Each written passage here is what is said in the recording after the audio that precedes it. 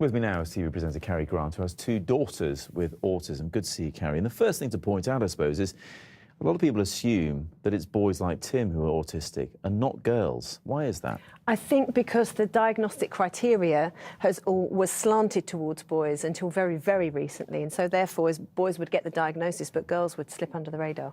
Paula, Tim's mum there, was talking about the difficulties she's had in getting help. Is that something that resonates with you? Oh my gosh, I'm so pleased that Research Autism have done this report, because I think it really flags up there is a major problem.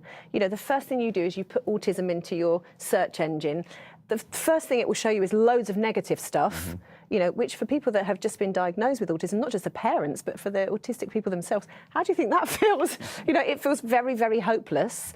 And also, you don't know what's reliable. So to have something where you can say, right, this is a reliable treatment or a reliable strategy that may work for you, this is a real breakthrough for us. It's also unreliable because no two people experience autism in the same way, which must be the situation for your two daughters. It must be quite different for them. Yeah, so my two daughters go to mainstream school. You wouldn't even know they had autism. Certainly my child who's 13, you wouldn't know she had autism at all. Fits in at school.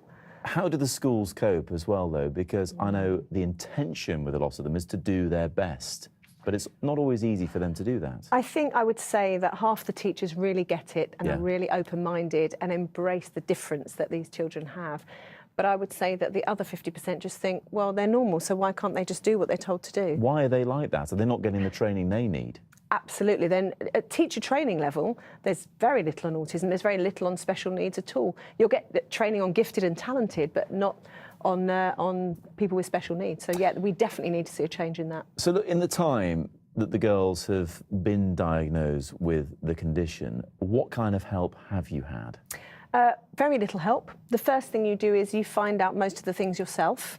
And then if you're a really proactive parent, which I have to say, a lot of people in the autism community, they're like warrior parents, you know, because they've had to be. So they then go and train the teachers, they then go and speak to the Senkos, and they then basically create the world that their child needs.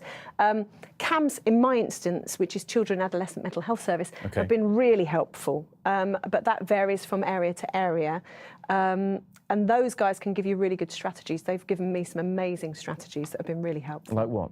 Like, for instance, looking at a child's sensory world. So in the way that we would create ramps for someone in a wheelchair, when I walk into a place like this, my children might struggle in here. It's very bright. Actually, it's quite quiet, which is good. But just being aware of, you know, what is my child experiencing here if they're hearing things at 10 times the volume? They're going to hear the fridge, the kettle, they're going to hear every electric, you know, thing going on. So just being aware of those things. And in terms of their dealing with other people, what's that been like? Because, as I say, a lot of people have these preconceived ideas that they will be like Rain Man, for example, or they have a special skill like drawing, you know, that kind of thing.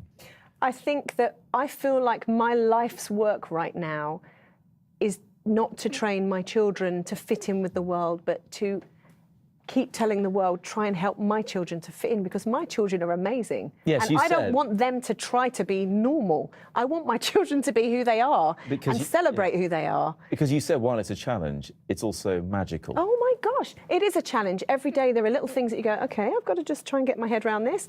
But equally, they are amazing kids. They're very perceptive, they're hilariously funny, and mine happen to be very creative, which I love just watching them.